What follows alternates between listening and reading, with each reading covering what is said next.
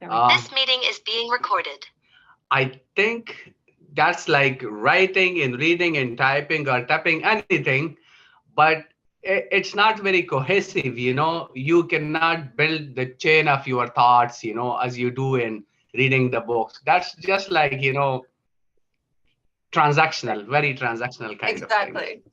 So good morning, and this morning we're starting again talking about reading. What constitutes reading and writing? Do the things that you do on your phone count? And I'm going to say yes. If you are texting people, if you're communicating in English on your phone, then you are reading and you are writing. It counts. There's a lot of the current world is discounted. Oh, when texting started, everyone was like, oh my God, the English language is going to be destroyed by this terrible texting because children aren't learning proper grammar or anything. The language changes, yes, but it stays the language and grammar stays the same. We still use a form of grammar, even in the shortest text. We have to remember that every generation, every introduction of a new technology has resulted in people determined that the language was being destroyed by this new technology. In ancient Greece, I've forgotten exactly who the author was. There is an actual text from ancient Greece. This is, hundreds of years BC. We've got text from ancient Greece saying, how are the youth going to, they are being degraded by this new technology.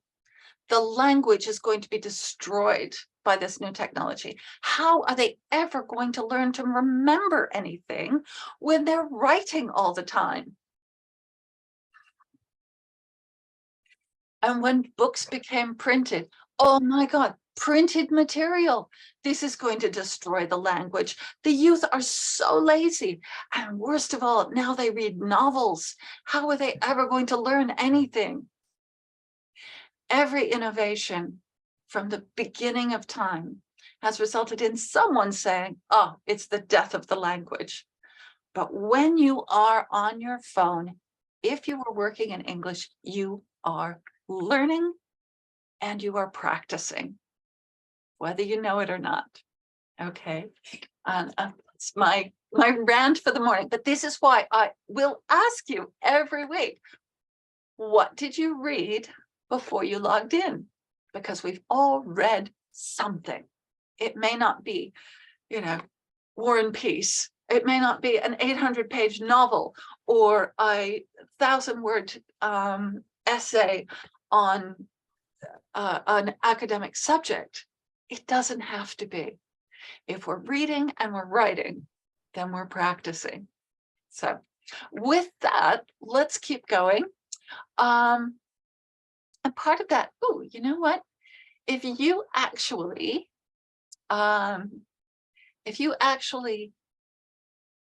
give yourself permission to practice your language using your phone with text and reading and writing on your phone, you're being kind to yourself because you're saying, yeah, I am learning. I am getting better. And that's important. We're going to watch a little 6-minute English on answering the question, is being kind good for you?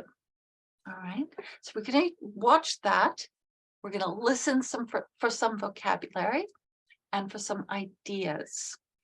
And then we've got another short grammar language piece from our 1-minute collection. And then we're going to look at sentence structure again. You're going to tell me what it is.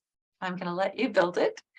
And then we're going to move into paragraph structure. Yay. Now we're starting to write big things. So we're packing information into sentences, but keeping it all in order so that it's clear and it makes sense. And now we're going to learn about paragraph structure, which is very important for English writing. So let's go.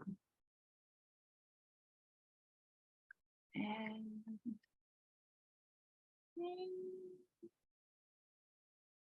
we'll just do this one. There we go. So this one is being kind good for you? What do you think? What do you think the conclusion of this one might be? Is being kind good for you? And what do we mean by kind? Think about what you think kindness To be good to others. Yeah. See if you can write, so that we can keep listening, write all of your ideas down in the chat, and I will look at those when, and we can look at those after we've listened. Okay, so think about, what does it mean to you to be kind? And here's, I hope you can see this, some of the vocabulary that they are going to look at, that they're focusing on. Random acts of kindness, what is that? Counterintuitive, what does that mean? But there's some other words I want you to think about. What do you call someone who studies how the mind works, how people interact? What do you call that? And let's think about that career and words that that we use together to talk about these things. So let's think about some of the collocations for some of these words. What are the words that we use to describe this? All right, everyone's ready? Off we go. 6 Minute English from bbclearningenglish.com. Hello, this is 6 Minute English from BBC Learning English. I'm Sam. And I'm Neil. In this programme, we're discussing something we've heard a lot about during the pandemic, kindness. When was the last time you did something kind for someone else, Sam? I gave my mum flowers last week. Ah, that was kind. How did it feel? It felt good, knowing I'd made her happy. Right. It's something that psychologists are starting to prove scientifically, but that most of us knew all along. We feel just as good being kind to someone else as when someone is kind to us. It reminds me of something called a random act of kindness. Have you heard of that, Neil? Yes, things like helping a stranger cross the road. Small, everyday things people do to help others for no other reason than to make them happy. Yes, and one of the main benefits of being kind is that we feel the kindness in ourselves. It's called the gift that keeps on giving, and it reminds me of my quiz question. In 2021, a global survey conducted for the BBC's kindness test asked people to name their top 5 random acts of kindness. So which kind act came top? Was it A, giving someone a smile, B, giving someone a hug, or C, giving someone your time to just listen? They all sound wonderful, but what I'd really like is a nice big hug. Okay, Neil, we'll find out later if that's the right answer. Now, that good feeling Sam got from giving her mum flowers is something psychologists have become very interested in. During the past decade, over 1,000 academic papers were written, including the term kindness.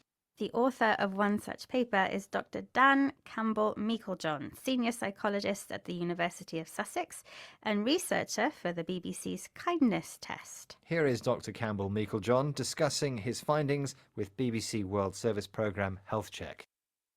What we know from the science is, and what can seem counterintuitive, because giving can cost something of ourselves, is that we can experience a sense of reward when we are kind to others. So like when we eat a yummy food or have a pleasant surprise, the parts of our brain that help us remember these nice experiences and motivated us to do them again and again, they become active when we're kind.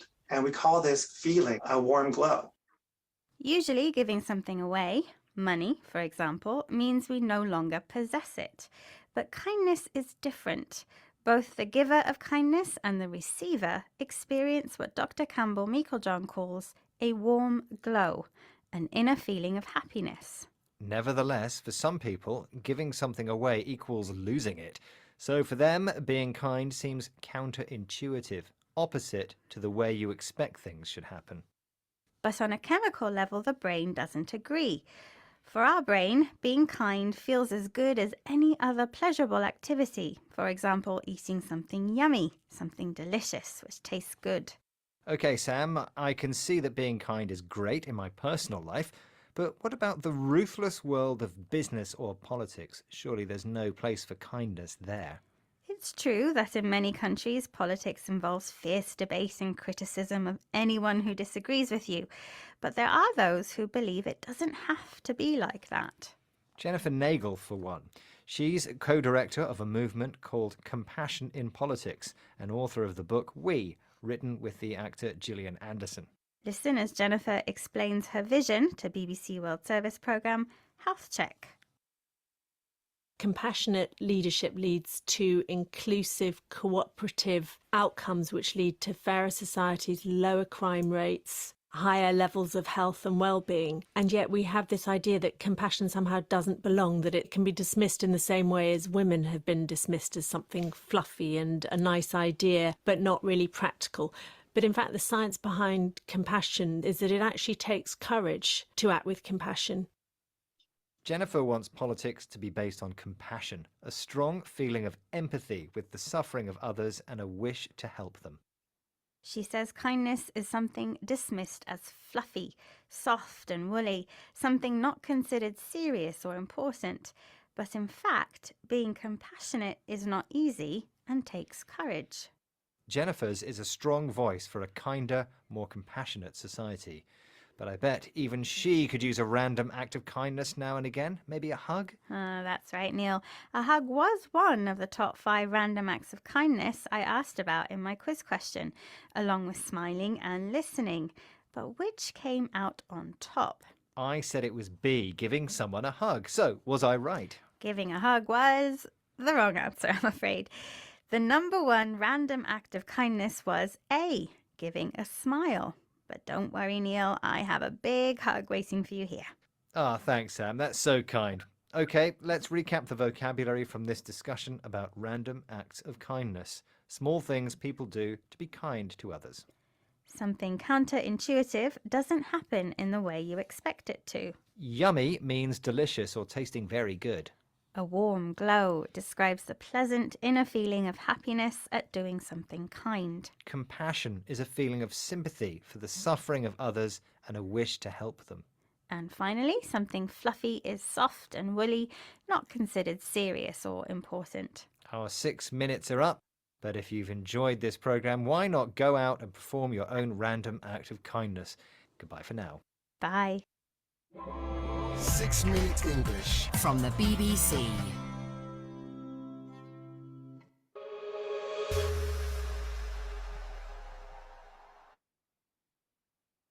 What do you think of that?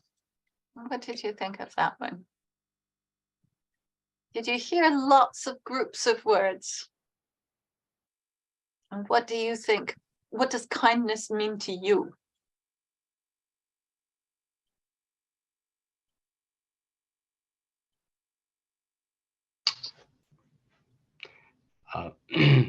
Can I say something? Yeah. Kindness is everything good you do could be considered as kindness, but as they added in the topic, I believe it's a skill which is developed or acquired, as they say, like by doing little kindness, you are intended to do a little more, and then gradually it becomes a habit. So it's unlike money which you give to someone and you lose it. So the more you give it, the more you receive back. They did say that. And what did they talk about? What did they talk about? Who is studying how kindness works in the brain? Who did they say was studying this? Did you see them? Psychologists. Yes, exactly. Exactly. What were they looking, there was something that they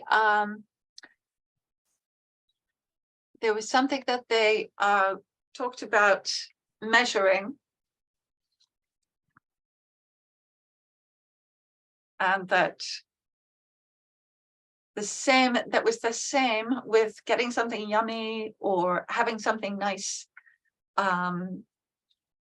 getting something nice, and being kind gave the same.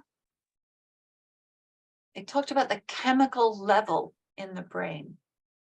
Okay, the chemical level, which I thought that was very interesting, because it's a way of talking about what's going on, how we receive feelings on a chemical level. So, which makes it measurable. Another word that they've used to talk about the study of it itself. Very good. So, right. So think about that. It's mostly something to think about. You will get the link to this as well, so you can listen to it again and think about it some more. And we're going to have a writing assignment based on this as well this week. So now, sometimes there are a lot of terms in English that are very similar, but have slightly different meanings. Last week, last time, we looked at the difference between to and very. What was the difference between to, very, and very? So if something was too old, what's the difference between being too old and being very old? It was the positive and negative advantages. So what happened? Which one is positive? So if it's very is positive. Great. And two was like, for example, if we say there are too many dogs in the city, you know, then there's a problem. then it's yeah. So two means there's a problem, whether it's too small, too large, too many, too few, too old, too young. All of those mean there's a problem. Whereas very old, very young, very small, very means it's just a descriptor, probably not a problem. Good. So how about have to and must? Have to and must. How about have to and must? Yep, there we go. Let's look at that. Have to is, I think, advisory kind of thing. Okay. And must is, you know, when you restrict something 100%. Okay, let's look at that real quick. Boop, boop. Share sound, share. Good. Here we go. So let's have a 1 minute. What's the difference between have to and must? Must. Hi, this is Keith from BBC Learning English. Today, I'm going to tell you the differences between must and have to. Both must and have to talk about obligations. However, now we use have to when we talk about obligations others decide for us. It's a law or a rule, so it cannot be changed. For example, at BBC, we have to show our passes to enter the building. This is a rule decided by the BBC. On the other hand, we use must when we talk about obligations we decide for ourselves or others. For example, my boss might say to me, "You must be more organized." Or I might say to myself, "I must exercise more often."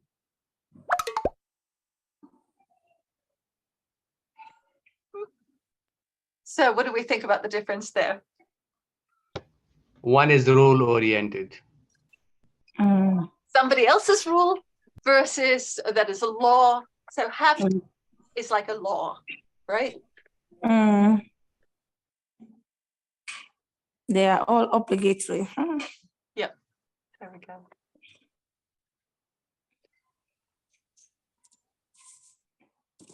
Welcome. Right. Yes. Welcome to everyone who just. So we've got things that we have to and things that we must.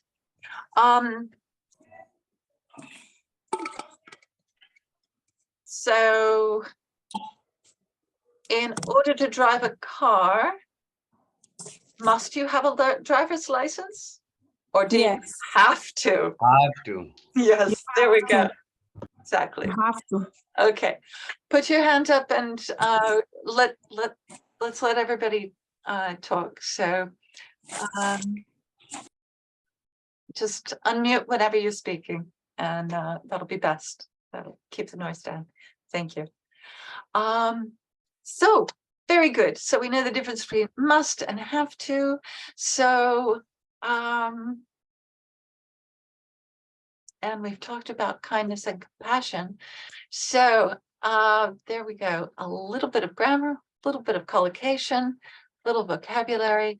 Let's go look at sentences again. Actually, I'm going to do a quick stop and remind everyone of our Padlet.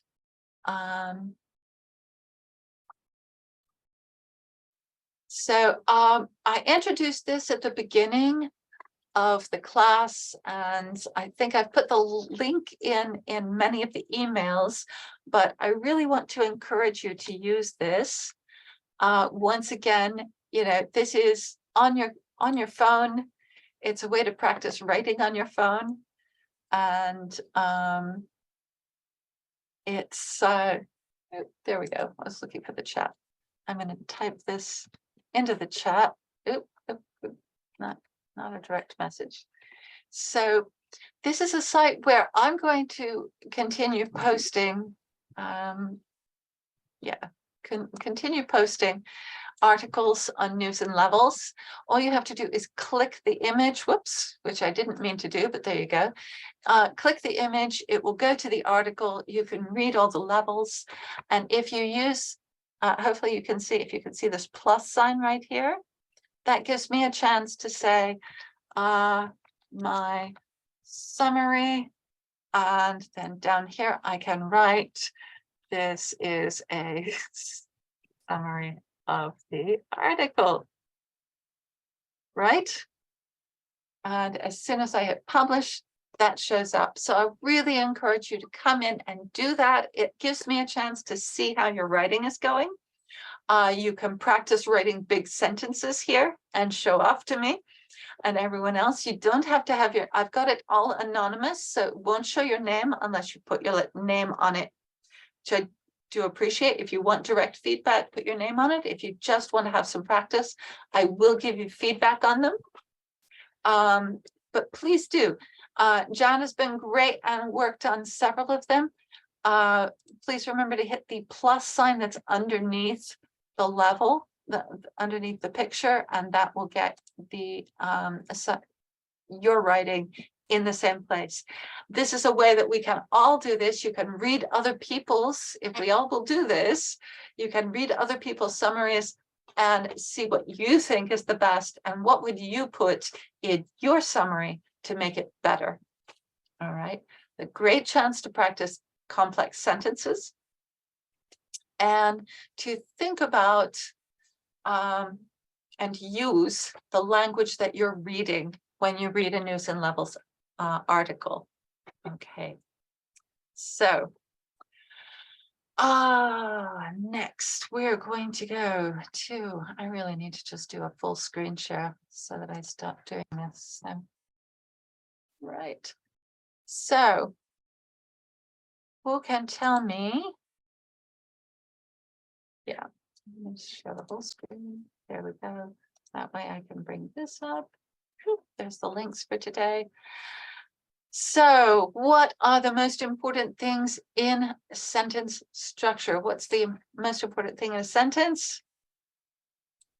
What are the first three questions that you answer in a sentence?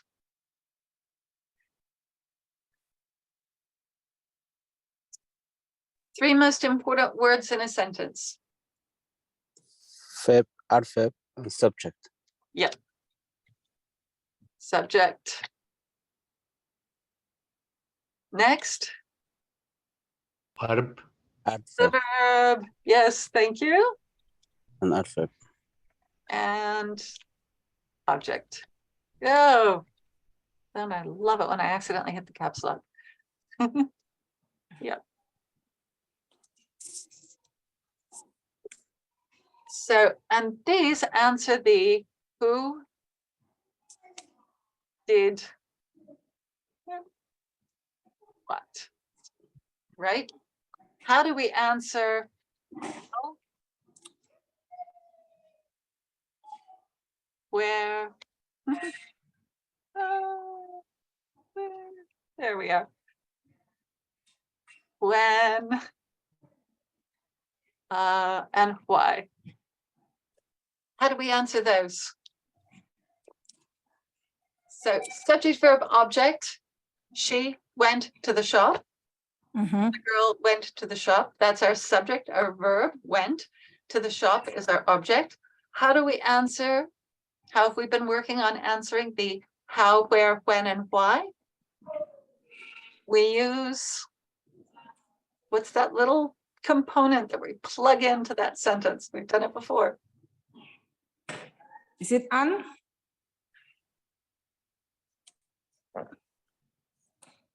What do we call the units of information that we use to answer these questions?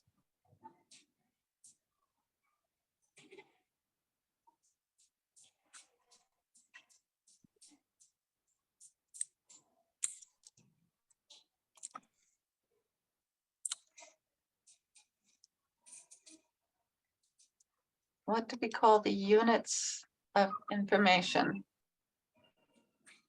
that we use to answer these questions?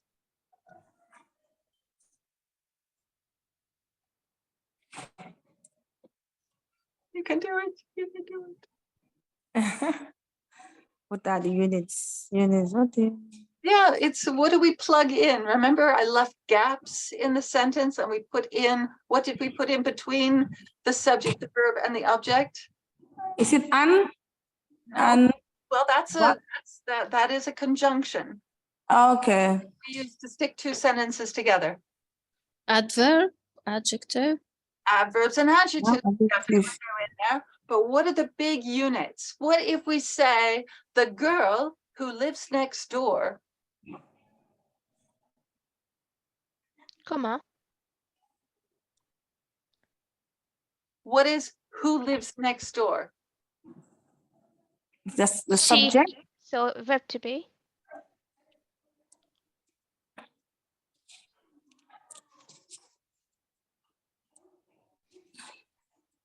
Okay, so we've got the girl went to the shop. We've got we can add an adjective to tell us something about the girl, right? So we'll use an adjective. We use adjective and adverbs.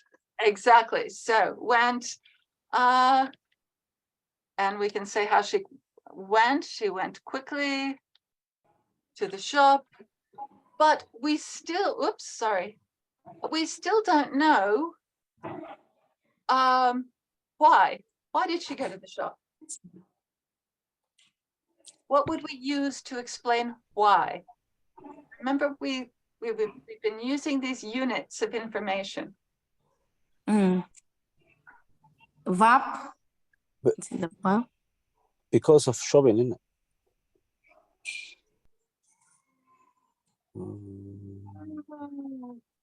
No, it's not there. No, that's the wrong one, of course. Wrong one. So clauses. Remember, we've been talking about clauses. Yes. Okay. Okay, clauses. So what are the kind of clauses we could put in? We could put in a defining clause for the girl who lives next door, right? Mm-hmm. We could put in the shop, which is around the corner. We can put Yeah, okay. So these are these clauses right? These are the clauses with which we build sentences. All right.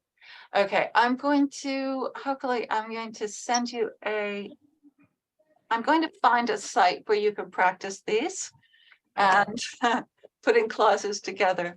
So this is what we've been working on. So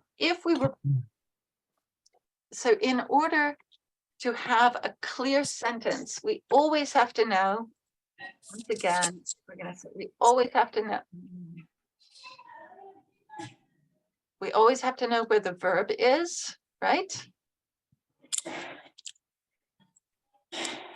That always has to be there. Verb is super important. Right? And let's see. What is that?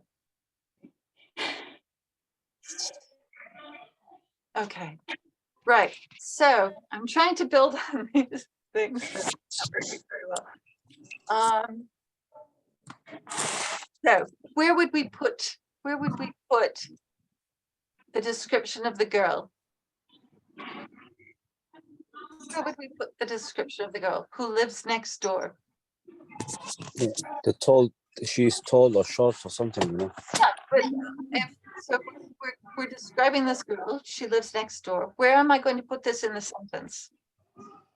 And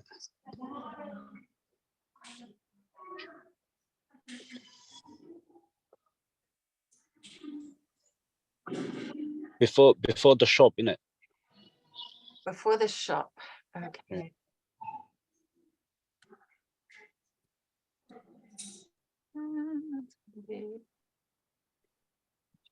Okay, so there's our subject, verb, and object.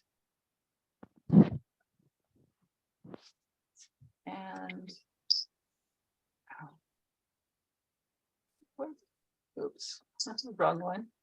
Let's try that one. Okay.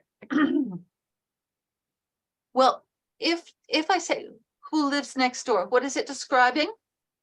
Is it describing the shop or is it describing the girl? The girl.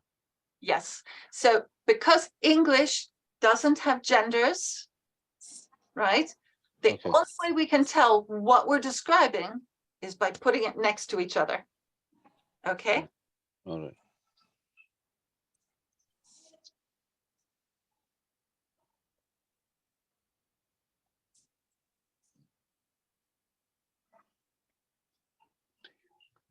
Good.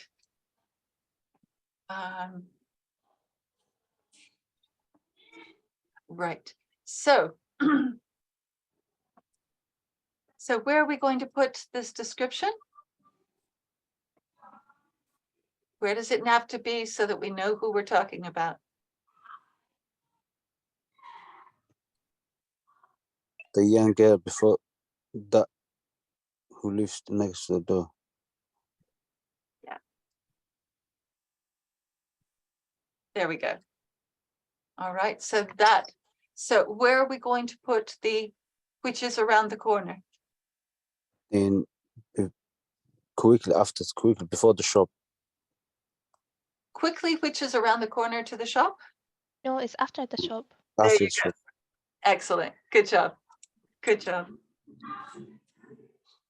Right. So I will put in some more practice for you on these, but this is the important part of this. Oh, there we go. So what we do in order, now, what has that done to our verb? Have we lost our active verb or is it still there? There are other verbs, but where are they? The word lives is a verb. Is a verb. But where are those verbs? They're inside the sentence, the clauses. Yes. So I do.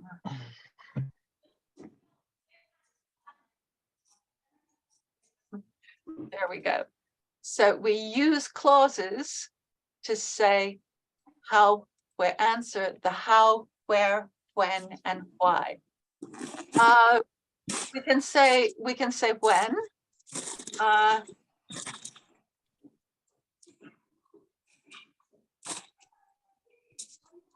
We could say yesterday morning. Where would we put that?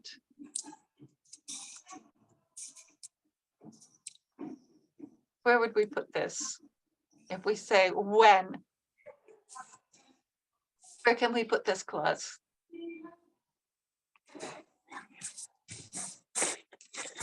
At the end of the sentence. Yes, actually you can put that in. The nice thing is because it's talking about the whole thing, you can put it at the end of the sentence or at the beginning of the sentence, either one. It's pretty neat. So, but if we put it at the end, if we put it at the end of the sentence, why am I not gonna?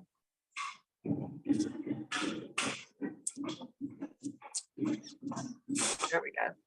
Give myself a space. Oh, there we go.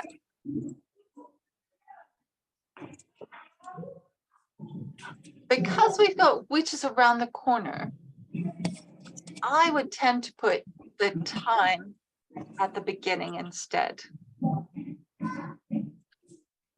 So we could say at the very beginning, yesterday morning, comma, the young girl who lives next door went quickly to the shop, which is around the corner. And why did she go? To buy something? Yes. So what did she buy? Bread. She can buy bread, milk. Let's just say some milk. Some milk. There we go. All right. So there we go. So there we are. We have used our clauses to describe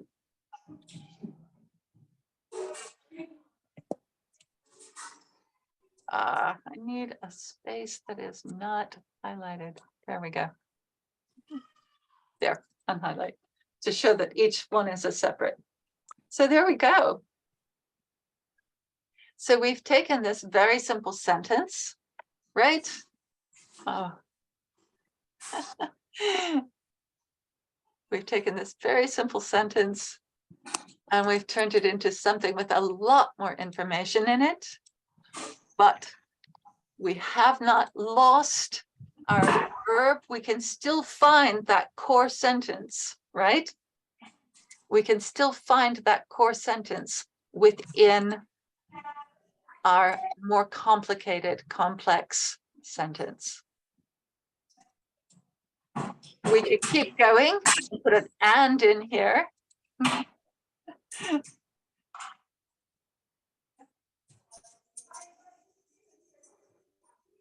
And there we go.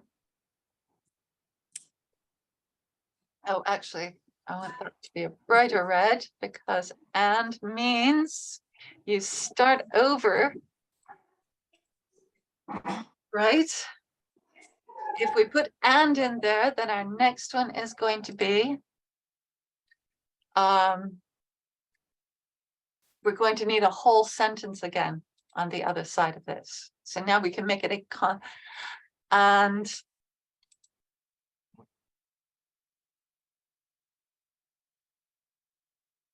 ooh.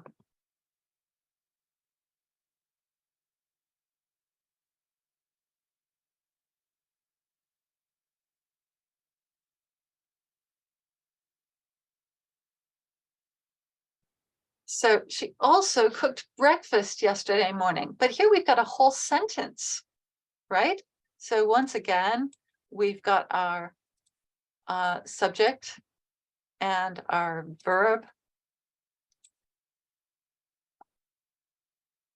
and our object.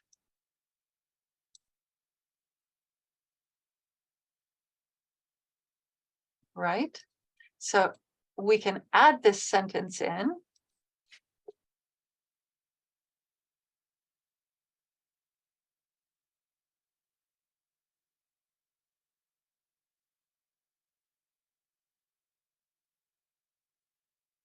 Oh, just one. Oh no, it's put in. Oh dear. There we go. Getting all of this highlighting right is a challenge sometimes.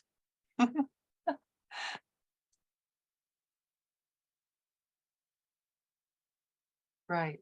So now we've added a conjunction and a whole nother sentence. If you add a conjunction, you need a whole nother sentence. Those are what we use to stick sentences together. And that makes a compound sentence, right? So once again, we can add clauses into this to tell us more about how she cooked breakfast, or what she cooked, or who she cooked for. Once again, the how, what, where, and why. Possibly who. All right. So there we are. We've got our sentences. We're always going to focus on having the subject, verb, and object, right? So I think we need some more practice on those, yes? Okay. Well, I'll include this, and I will definitely give you a worksheet on building sentences so that you can practice this. Might take me a little while to find exactly the right one, but I'll see what I can do. Right. So any questions on building sentences, right? We have our core sentence. We always start with a core sentence. Whatever you want to say, you've got to start with a core sentence. And then add in all of the other descriptors, but remember to put them in clauses, and to put those clauses next to the thing that they're describing. And then it'll always be right. So I thought we would move on from sentence structure, and I want to introduce paragraph structure. Who knows what is a paragraph? Do you know what a paragraph looks like? When you read something, how do you know what is a paragraph? It's talking about something specific. Okay, yes, it usually has a single subject. Yeah, and it have a thesis sentence, I think. In an essay, yes, it will. And also in a lot of news articles as well. The first sentence will have a will tell you what the article is going to be about. Right. Excellent. So that's absolutely correct. We have a topic sentence or a thesis statement. And then what comes after that? What do you expect to read? If you're reading a paragraph, a block of text, so 4 or 5 sentences, what do you expect the next sentence to do? To describe the first sentence. Yeah, to give more information about the subject. And that gives us our basic paragraph structure, right? So you've got it exactly. You're wonderful. Thank you for pointing that out. That is exactly right. If you are simply writing a paragraph, your last sentence will be a conclusion. So in your topic sentence, you're going to say something, and then you're going to support that statement with some examples or points that support it. And then in the last sentence, you are either, if you're writing a big essay, you will use something, you will use a link to the main topic of the essay. Or if you're just writing a paragraph on its own, it will simply be a conclusion, somehow restating what you said in the topic sentence. So I have made a little example for you. I wrote a little, I thought, okay, you know what I need to do? I need to write a sample paragraph that shows all of the parts of the paragraph. me take this down one. Can everybody read that? Yes. Good. So here's my topic sentence. I've used 2 for this. So we're going to make those yellow. So this is our topic sentence. If you visit London, the world is at your doorstep. There are restaurants and markets from many countries, and all of them are a walk or a bus ride away. So what am I going to be talking about in this paragraph? The diversity in London. Yeah. So here are my supporting ideas. This is my first supporting idea. I'm going to make these pilgrim. There we go. In Southall and Wembley, you can step into a part of India. The food stores and clothing stalls perfume the air with spices. If you would prefer, that's one supporting idea. Does that support my main statement? Yes. There we go. If you would prefer to visit the Caribbean, you can go to Ridley Road Market in Dalston or south to Electric Avenue in Brixton and find fish, vegetables, and spices from the islands.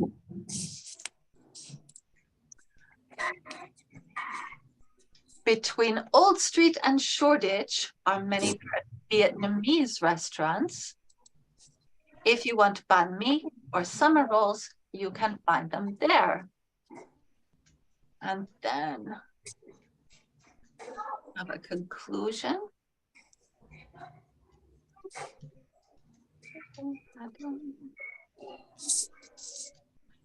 The list is endless. If you go for a walk in London, you can end up anywhere, I'll say anywhere in the world. There we go. So, can you see how the paragraph structure works? Yes. All right. So, once again, we've got, and we can also, you can break these apart and see where my subjects and verbs are.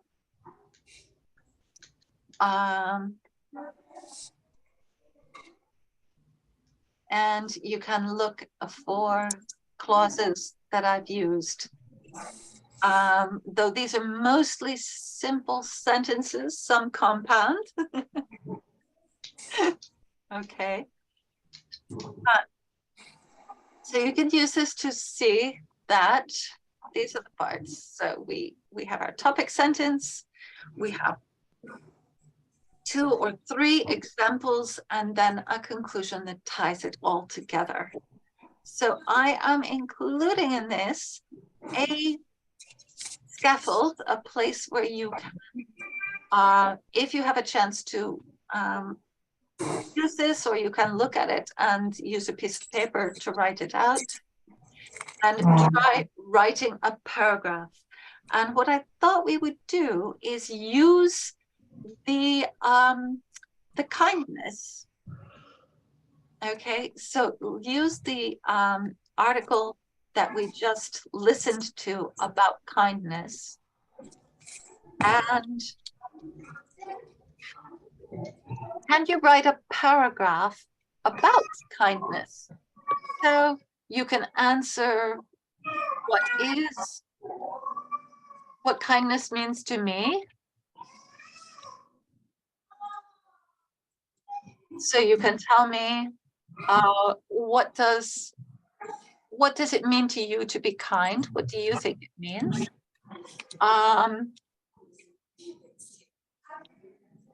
And so let's try. And let's see.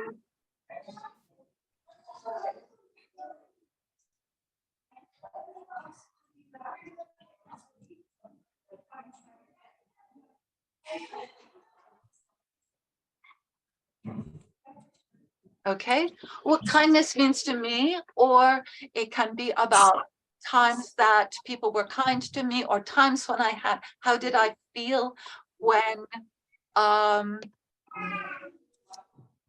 so we can say, you can talk about when people were kind to you. And to you, or how I like to be kind, what I do to be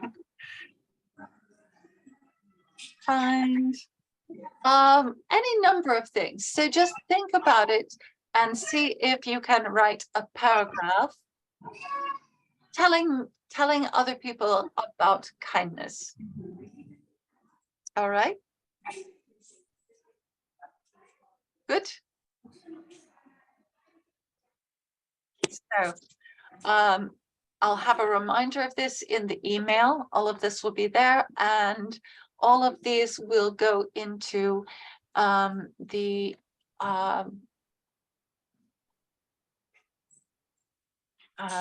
documents for the Olive class. So you'll be able to find them in the documents file. All right. Thank you very much. Yay, good. So any question on sentence structure or paragraph structure? Yeah, there is one.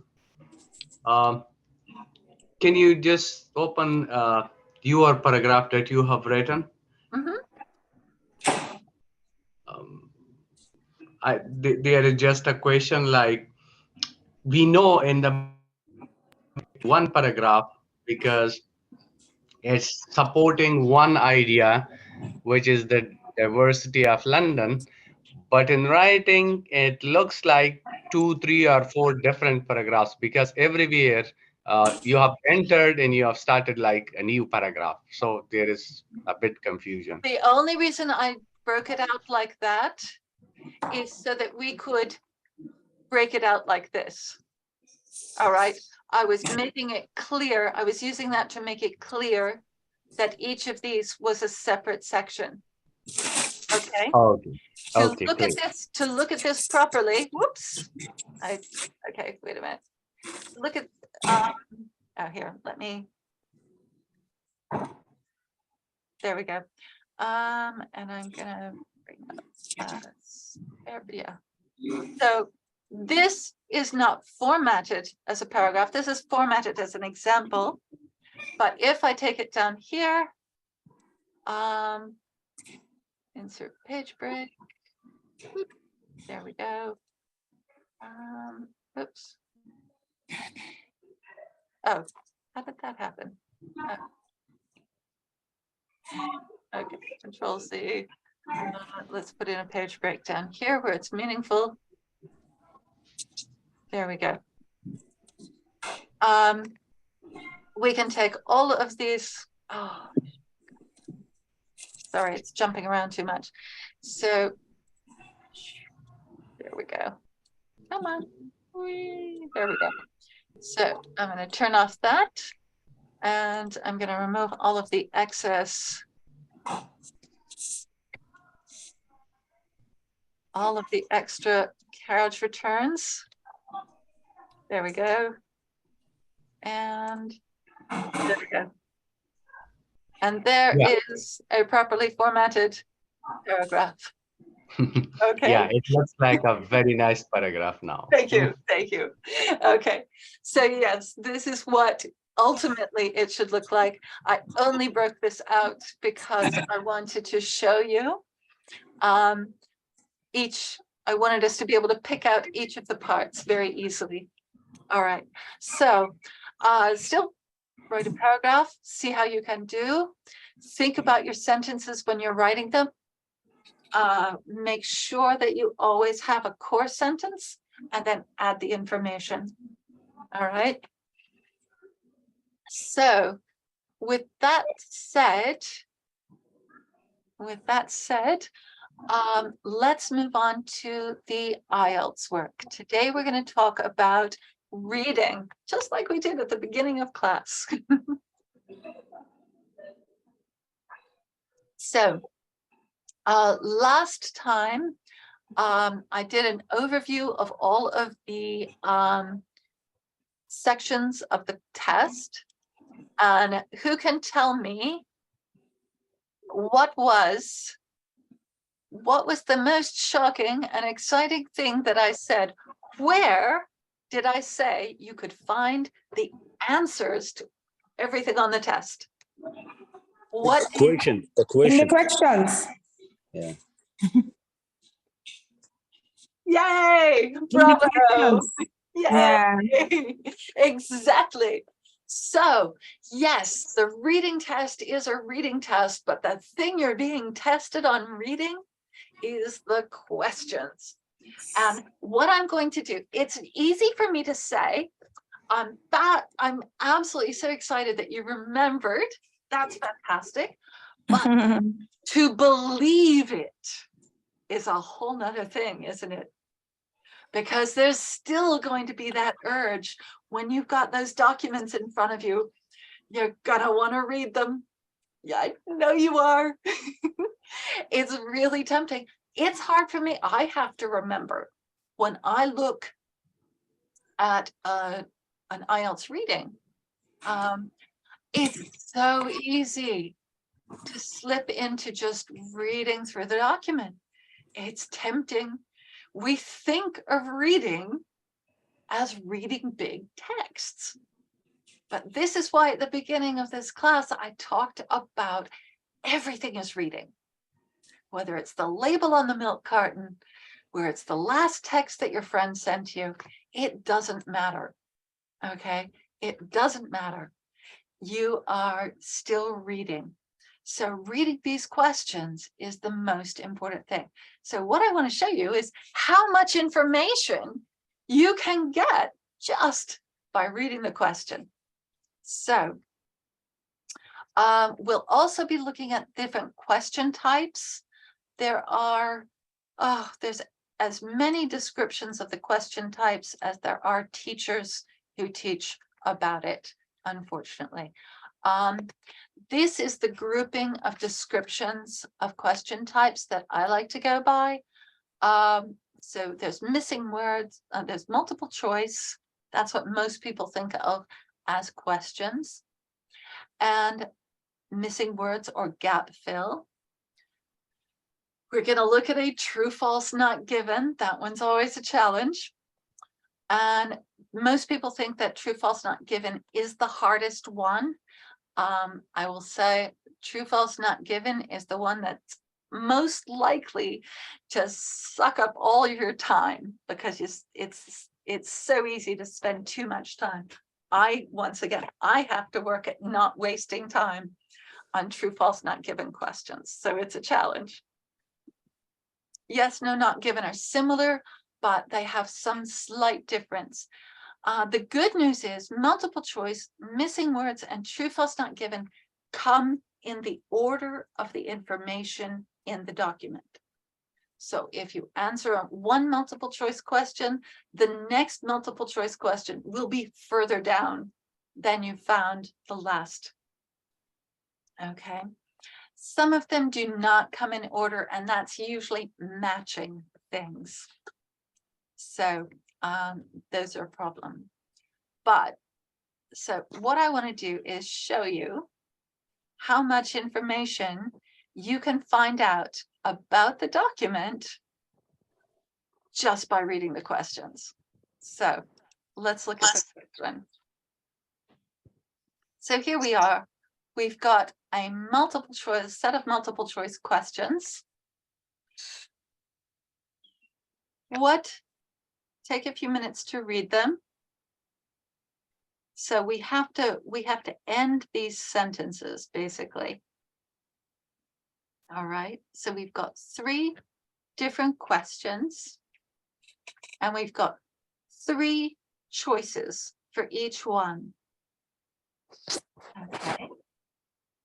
So if we read the questions, the test can predict Alzheimer's, and we have a choice between 2 or 3 years before the illness begins, 2 or 3 years from the start of symptoms, or a decade before? Okay. The second question. This test is the first blood test which can A, cure Alzheimer's, B, estimate the start of the disease, or C, diagnose the disease. And in the third, we've got a name, Mapstone, believes that this test will help people understand Alzheimer's, or maybe he believes that people will want to know about their health, or people want power. So, what are we going to be reading about? What's the subject of this essay we're about to read? Alzheimer. Yes. What in particular about Alzheimer's? A test of Alzheimer. Yes. So did we need to skim or read the document in order to find out what the document's about? No. No, we already know what we're looking at, don't we? And we haven't even looked at the document yet. What else can we say? What else are we going to learn? What else can you tell me about the document from these questions? Do we know the name of a researcher? Yes. It's gonna talk about how much time from how long we can know, we can predict Alzheimer's. How does the test works? Yep. And what the researchers believe. Yeah. So we've got Alzheimer's, we've got predict, we've got, actually I should make that a different color because otherwise it looks like the Alzheimer's alone, but there we go. Let's get a light blue. So we've got predict. We have a question. Yeah. Is it about curing? We don't know. We've got the name of our researcher there. Mapstone. What else? Could we say that we understood the paragraph without reading it, just from the questions, if we answered them? We can't. Sometimes you can guess. Yeah. You can start to guess. And in some questions, you'll be able to really predict what the question, what the answer will be. Okay, so reading these three questions, we've got a lot of information here, don't we? So what do we think? What guesses would you make on some of these? What would you guess? Just throw it out there. What do you think maybe the answer to the first one would be? Well, what do we need to look for in order to tell which of these? So if it's the first one, I think it could be B. Okay. So what is the word? What are the words? So it's either going to be a decade or 2 or 3 years, right? So those are words we need to look for. So we need to look for the times. And now we're thinking about what are we going to look for? I think so. It's going to be C, the decades before. You think a decade before? Okay. Yeah. So we need to look for decade, or what's a synonym for decade? Illness and symptoms. Yes. Yes, absolutely. Illness. So the beginning of the illness. Is it about the beginning of the illness, or is it about the start of the symptoms? Those are our two choices there. So we need to look for the illness or the symptoms. And is it going to be before or, okay? So we now have words to look for in the document to see what of these is the answer. Is it 2 or 3 years or a decade? And is it before what? Before the beginning of the illness or the start of symptoms? Great. So let's go ahead and go to the document now. So here we are. So what do we think? So it's 2 or 3 years before. So it's 2 or 3 years before. Excellent. And if we keep reading that, so good. You looked for 2 or 3 years. Awesome. So that's that part.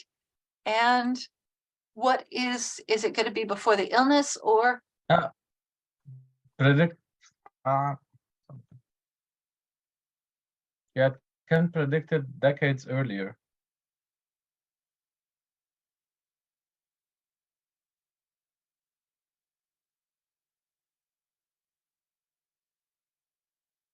Oh, I see. It might. It might be able to predict Alzheimer's decades earlier. Okay. Identifies 10 chemicals in the blood 2 or 3 years before the test. So here's a good question. The test can predict, so it's C. Excellent. Oh, wait a minute. Can? It's A because can, but that one is might. So is might be able to? It's not the same as can, innit? Is that the same as can? No. No. No, Okay. it's not. No, it's not. So it can't be A, can it? So it can't be A. I'm sorry. No. It can be C. It can't be C. It can't be C. So we can cross that out. So it's not going to be C. Before the illness begins or the start of symptoms? Before the start of symptoms, so it's A. There we go. So it's not A. The correct answer is B. Because No, it should be A. Why? Because Yeah. it's before the start of the symptoms. Before symptoms starts. And then B is saying from the start. So it should be P4. The illness began. Oh, you're absolutely right. Sorry. Because it's before. You're absolutely right. It's the before. Wow. Thank you for keeping me on my toes. Excellent. So yes, the key word being before. So let's bump that up to a brighter color. There we go. Before symptoms start and before. Excellent. So that's how we find it. Good job, everyone. So is it easier to read the paragraph after you've read the questions? Yeah. Because you know what you're looking for. So, okay, this is a blood test which can, what's it going to do? Is it going to cure, estimate the start, or diagnose? Which one is it going to be? Let's make that one a different color. Is it going to cure, estimate, or diagnose the disease? So those are our magic words: cure. Okay, several blood tests can diagnose the disease, but until now, none has had the sensitivity to predict its. So it should be to predict. Exactly. Yeah. So which one is a synonym for predict? Estimate the start. Yes. Yes. So we're gonna strike out that one and strike out that one. Excellent. Good job. Now we need to find out what Mapstone believes. Does he believe that it will help people understand? So we've got help people understand as one. Does he believe people want to know? How we can get help. Or that people want power. power? So we need to find understand, know, or power. Yep, exactly. So what do you think? Okay, here it is, the second line. They believe that they can know the power. In my experience, the majority of people wants to very interested to know whether they will. Okay, so people want to know. But they believe knowledge is power. Yeah.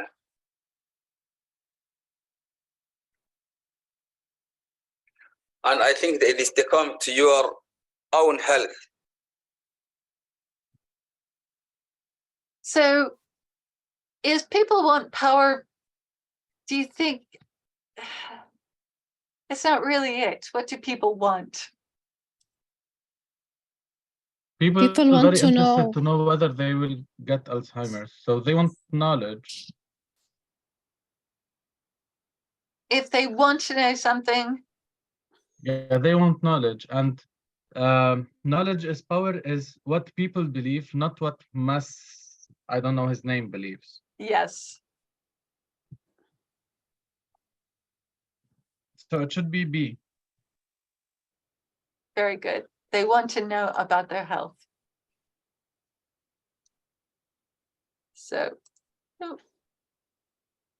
And it's not really understanding Alzheimer's, is it? It's about themselves. It's personal. Right? So there you go. Awesome. Well done. So this is basically the method for the exam. If this is your primary method for the reading exam, look at the questions and then go to the document, because then you've got the words that pop off the page. The answers, you saw how the answers just popped out because you could see them because you knew what you were looking for. There is no amount of reading a document that will give you the answers. All right. The only thing that will give you the answers is reading the questions. All right. So, Excuse me. yes. Sorry, I have to leave now. Is that okay? Yes, that's fine. Thank you so much. Catch up on the recording. Yes. All right. Thank you. Bye. Bye-bye. So let's look at a matching headings. This is another kind. These do not come in order. And you saw on the multiple choice, the answers were in the same order as the questions in the paragraph. Matching headings, of course, they can't be in the same order, or that would be giving the game away, wouldn't it? You just have to put them in the. So let's look at what we've got here. So these are headings, and we're going to need to match them to two paragraphs. So what are the headings? What have we got here? What are our options? Temperatures on Earth. What is a greenhouse? How is Earth a greenhouse?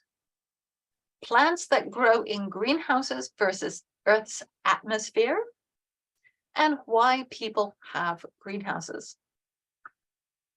So what's this paragraph going to be about? What are these paragraphs going to be about? Greenhouse and planting. So it's going to be about greenhouses. It might be about temperatures. Okay, so if it's, let's look at each of these. What are the words that are going to be? Yes, climate. Very good, Fatima. Yes. So let's look at each of these. What distinguishes them? So the most important word in this one would be temperatures, right? Temperatures on Earth. How about this one? How is Earth a greenhouse? What is that doing? What is that implying? What's going?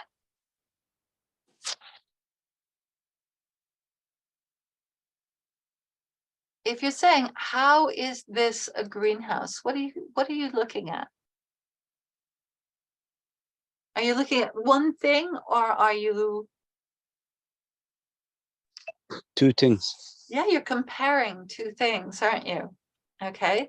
So if we read a paragraph that has a comparison in it, we need to, it might be that answer, right? How about plants that grow in a greenhouse versus Earth's atmosphere?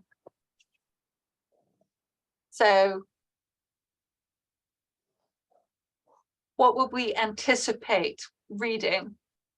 What do you think you would read that would need that heading?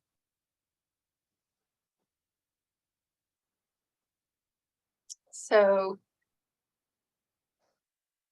basically, it would be about plants and it would be about a greenhouse versus the atmosphere. Okay. And if this was the correct, so is that clear? So we'd be talking, oh, and also about plants specifically, right?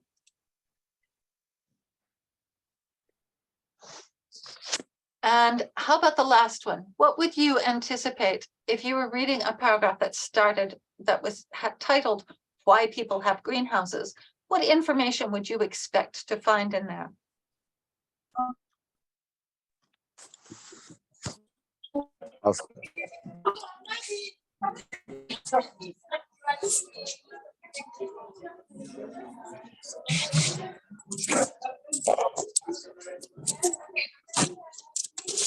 How about the uses? How about the uses of a greenhouse? To have more plants and things in it. Yeah. Why, if this one is going to be correct, why people have greenhouses? Have more plants and, you know. Then you would expect a paragraph about what it's used for, right?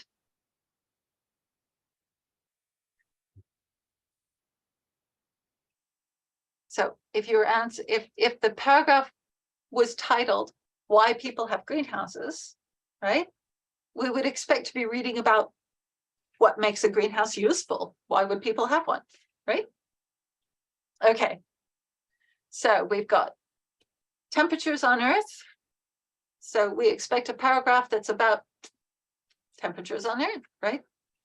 What is a greenhouse would be about the structure of a greenhouse, right?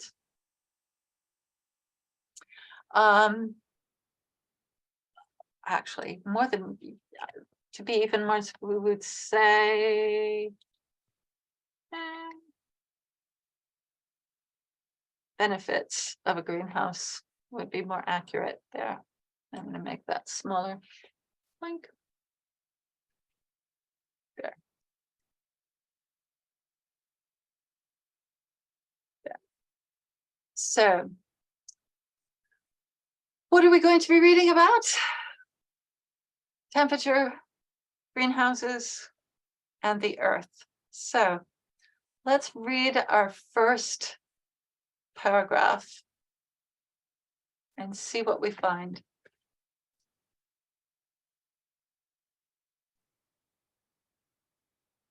Which of these? What is paragraph A doing?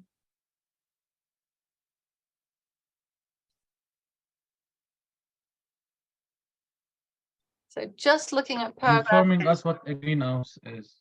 Yes. So a greenhouse is a house made of glass. Now, the fastest way to read this is to read the first sentence and the last sentence of a paragraph. Okay. So greenhouse is a house made of glass. And then it tells how it works. Okay. You can skim the other sentences to see if there's anything else that it's written about, but it's pretty clear from the first and last sentences of the paragraph that this one is, which one?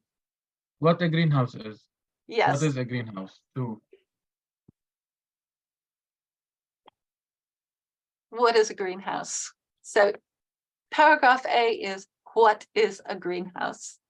Okay, and we've got lovely things. Yep, there we go. The grass is the house made of the grass.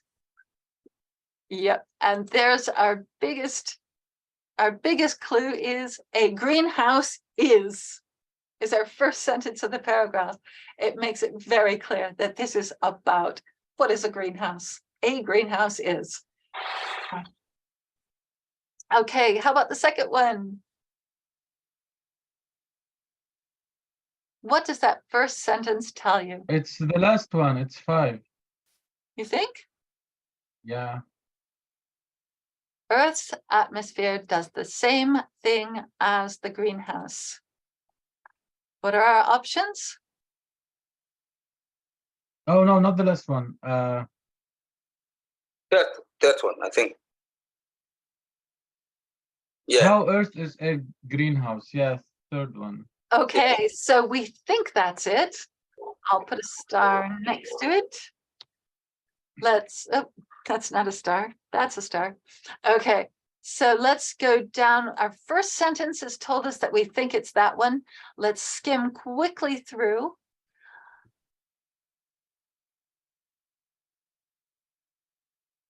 How about the last two sentences?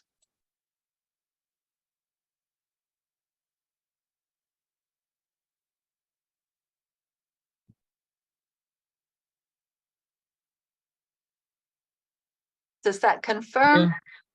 Yeah. Excellent. So we've got our confirmation. Excellent. So there we go. We've got our pale green, and this is our confirmation. Excellent. Okay. There we go. All right. So well done. Well done. Was there a paragraph about plants? Okay. No, didn't really talk about plants, did it? Did it talk about why somebody would build a greenhouse or have a greenhouse? No. No. And it wasn't really about temperatures either. So there we go. Excellent. Right. So the one that most people think is the hardest to work with are the true, false, not given questions. And this is true and false are pretty easy, right? Yeah, that's easy. Yeah, you can look at a question and look at a statement and say, is this true? Does it agree or does it not agree?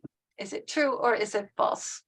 So that's pretty straightforward. The challenge is the not given.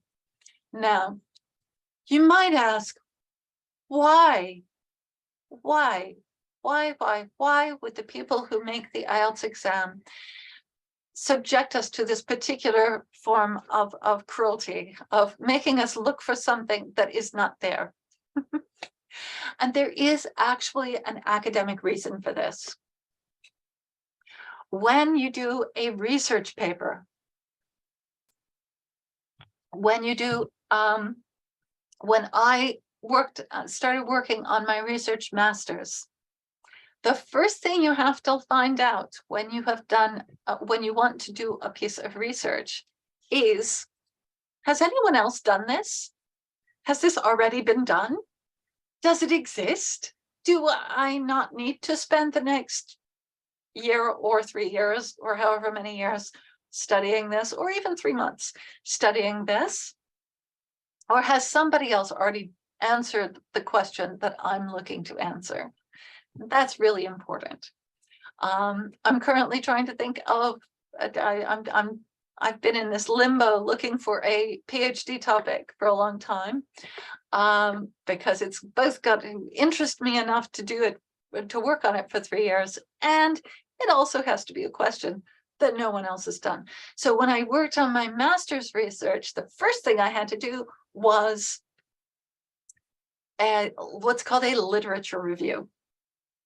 And a literature review is your moment to read for all of the things. You need to read as much of the information on your topic as you can to make sure that no one else has answered your exact same research question. So there is a purpose for not given. And I had in my literature review a list of over 1,000 documents. Did I read all of them? No. Otherwise, I'd still be reading. So what I did was I learned to scan for them. I scanned all of these documents to make sure that they didn't contain the answer to my research question. Okay. And so it may seem odd to look for something that isn't there, but it's important, very important, because if I hadn't done that, if I hadn't looked at lots and lots of documents to make sure that my research question wasn't there, I might have accidentally repeated somebody else's research and not done anything original, which not a big problem for a master's, but is the end of it will invalidate your doctorate. And I have a friend who was working on a doctorate and found out 2 years in that her exact question had been answered and she needed to change her topic a little to get through, or she wasn't going to have a PhD after all of that. So it's really important to be able to read for what is not there. In terms of in the exam, this unfortunately becomes the question that will suck up the most of your time, because we're used to looking for, is it yes? Is it no? We're not used to looking for, I don't know. So we have this tendency, and I do too, I will just keep reading the passage over and over and over, trying to find the answer that isn't there. And so I have a method that works, which is read it once for yes or true, read it once for false. So if you read it once, so scan the paragraph. Do you find information that exactly matches the question? Then it's true. Read it again. Do you find something that is exactly the opposite of the question? Then it's false. If you have not found, if the answer to both of those is no, it's not given. Let it go, move on to the next question. So trust yourself to read it once for yes, once for no, and let it go. So once for yes, once for no, let it go. It's going to be not given. All right. So that's the technique that will get you through the time management issues on the test. But once again, let's look at the question and find out what we're going to be reading about. So we've got 5 questions here. They are all going to be either true or false or not given. So what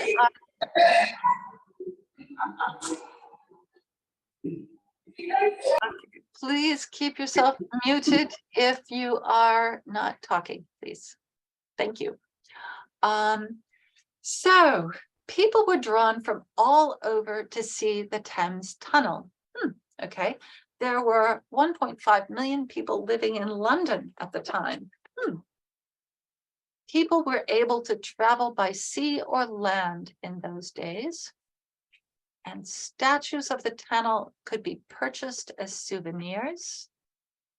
The aim of building the tunnel was to make money as a tourist attraction. Now how that preposition got lost. There we go. So what are we going to be reading about? A tunnel. Yeah, so a little bit of history. A little bit of history, that's good. And about the Thames Tunnel, we're going to, so that's our main topic, right? So what's important about this statement? What are we going to be looking for? People were drawn from all over. Do we know what that means? They are coming from everywhere. Yeah, very good. So we're drawn from all over. Okay. So we're going to be looking for that, coming from everywhere. Excellent paraphrasing there. So we need to find out how many people were living in London at the time, right? Yep. I think that means it's not now, but the time is living here, but it's not now. Yes, exactly. So at the time, so this is in the past. Yeah. Excellent. People were able to travel by sea or land in those days. What are we going to look for to find that information? I think that's mean. By sea or land. Yes.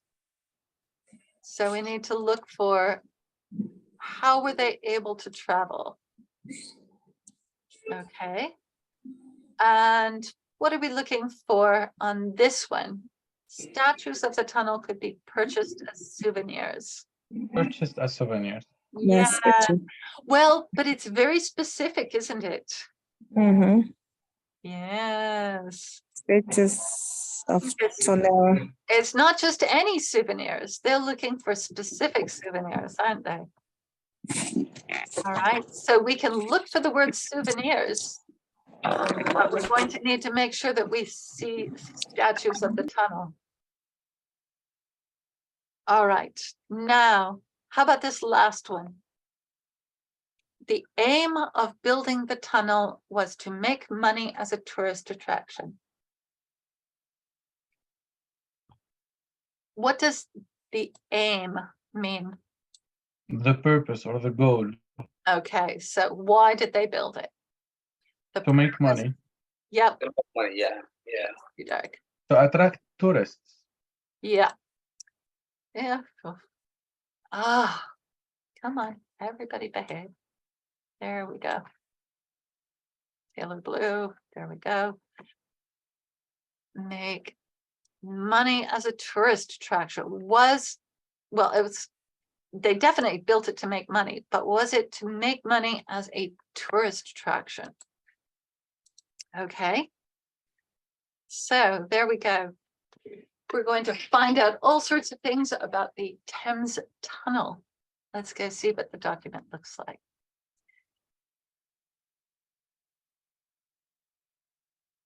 Okay.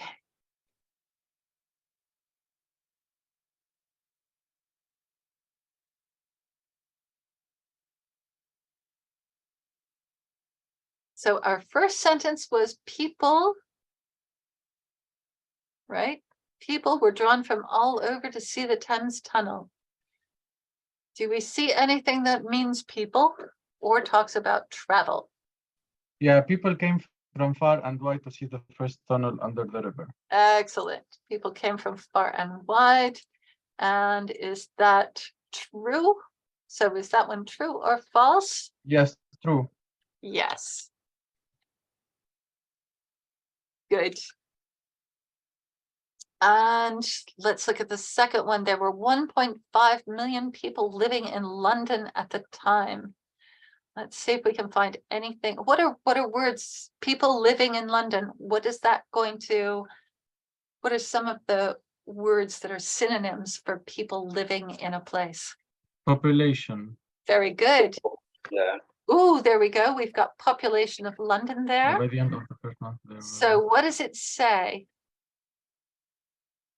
There were, million people. Oh, yeah. 1.5. That means. So if there were 1 million people or half the population of London, then what was the complete population of London? That's true. 3 million? So is this correct? No. That's good. Yeah, it's true. It's true. It's false. False. Tell me why. Why is it false? Because it's of that, 1.5 million, not 2. Because we don't know how many people live in London. We don't. Okay. 1 million people. Or half. The population of London. Oh, no. Right. Half the population of London. If 1 million people is half of the population, what was the population at the time? 2 million. Excellent. Okay. And that should have been yellow, sorry. Try and color, I'll correct the color key on these before I send it out. There we go. And that one was, oh, I can't remember. Okay, green. So people were able to travel by sea or land in those days. Yeah, this one doesn't exist. It doesn't exist. Okay. No. What are methods of traveling by sea and what are methods of traveling by land? Boats or coaches. Boats and Car. cars, buses, trains. Excellent. Is there anything that talks about how people could travel?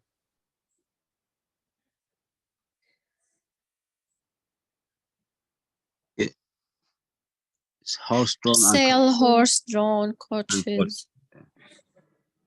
Exactly. Exactly. It does not exist.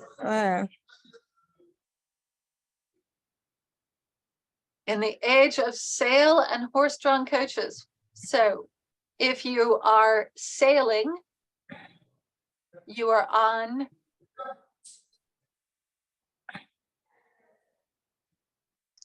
boat. on what? Horse. If you're in a boat, you're on the sea. water. Yes. Sea. Exactly. And horse-drawn coaches go on Land. Land.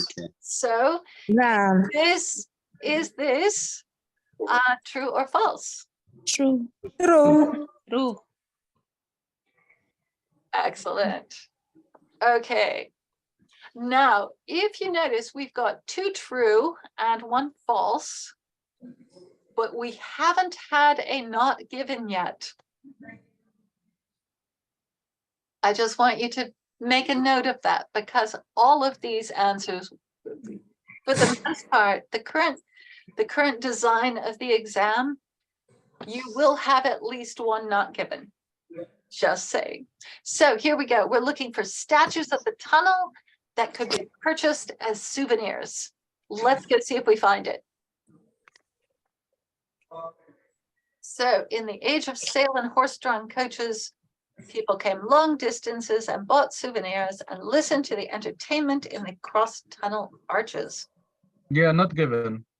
Yes. No, not They given. mentioned souvenirs, but they didn't say it was a status of the statue. Not statues. Of the bridge. Yep. Does it say what kind of souvenirs here? No. No. No, it doesn't. So there are, yes, come on. Yeah. There we go. And I'm gonna make that blue. But souvenirs, yeah. So souvenirs, but not tunnels, yeah, about the, yeah. Do we know what kind of souvenirs they were? Maybe No. postcards. Maybe we don't know. It could have been statues, but it could not. So not given. And that is what not given looks like. Okay.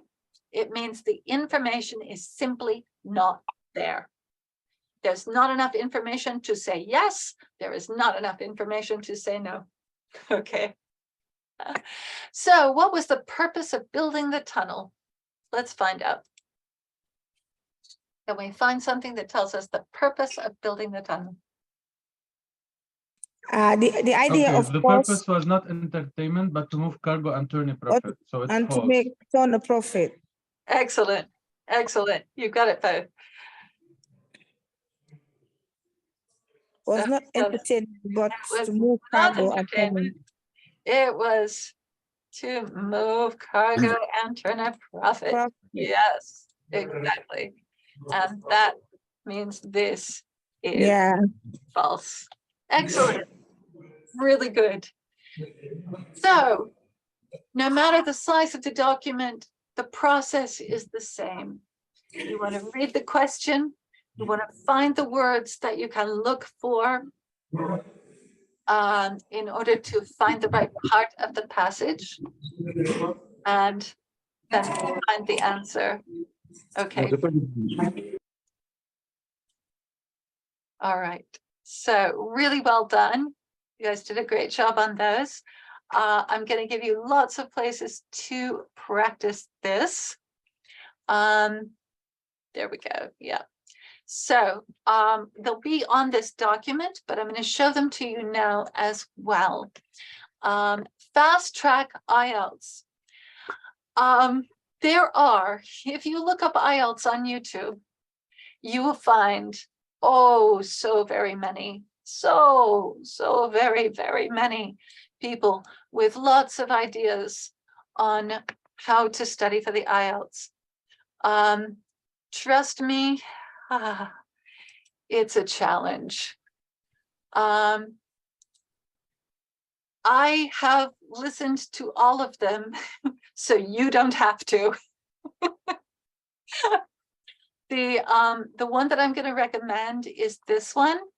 Her name is Asya. She is from Kazakhstan, and she is she takes the IELTS exam over and over again to make sure that she's always getting a 9. And her techniques are my techniques. There are a lot of people out there that will tell you to read the documents first or to do all sorts of other things. And I watch them and go, oh, don't tell them that. Please don't tell them that. Don't tell them. Asya does it right. Okay. Her methods really work. I am not equipped to create my own YouTube channel. If I did, I'd be saying the same thing as her. So you can use her recommendations and I will agree with them.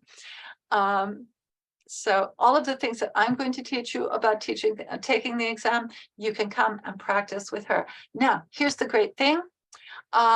If you go to her playlist on the reading exam, which you can see here, yes, you can work through. She has got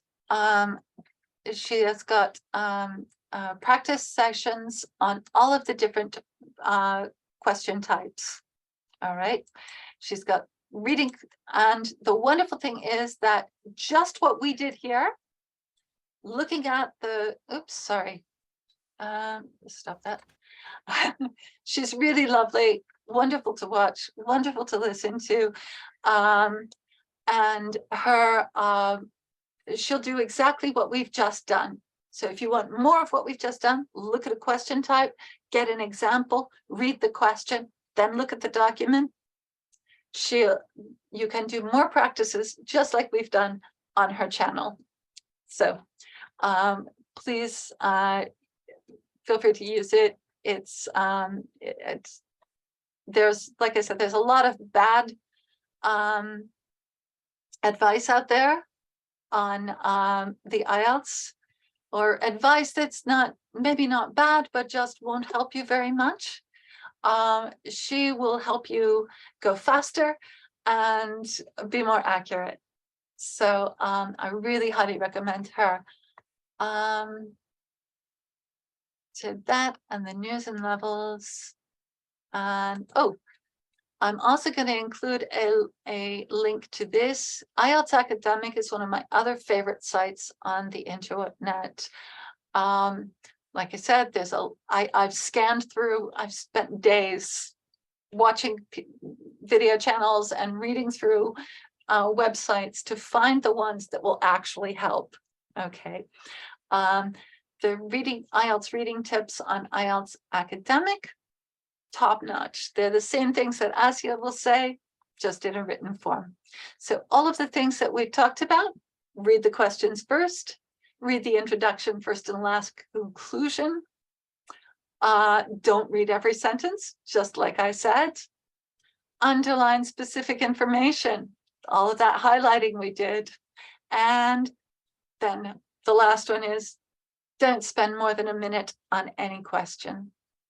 We'll talk more about doing all the easy questions first. The Oh, yeah. The other thing I wanted to show you is you only need to answer 30 questions correctly to get a 7. All right. So there are 40 questions in the reading. There are 40 questions in the reading. You only have to answer 30 of them correctly to get a 7. All right. So that's 10 questions you don't have to think about. So remember, it's only one exam for level 1 to level 9. You need a 7. All of those questions that are there to differentiate between a level 8 and a level 9, those questions are not for you. Don't worry about them. Just let them go. If you see a question that's way too hard, you don't even understand the question, big deep breath, let it go, and answer all the questions you can answer. Then you can always go back and work on the ones that were harder at the end when you've got extra time. And you will have extra time if you follow this method. Read the questions first, nail the answers quickly, and keep moving on.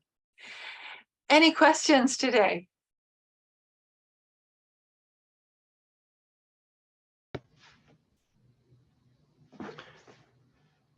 No